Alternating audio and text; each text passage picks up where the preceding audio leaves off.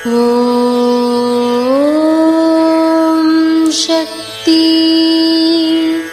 ஓம் சக்தி. ஓம் சக்தி. இன்பம் என்று வருகிறபோது உங்கள் மனதை கட்டவிழ்த்து விடுகிறீர்கள்.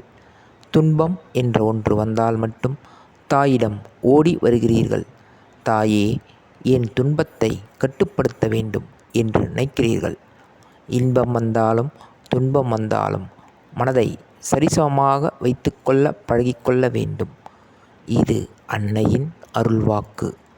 குருவடி சரணம், திருவடி சரணம். ஓம் சக்தி.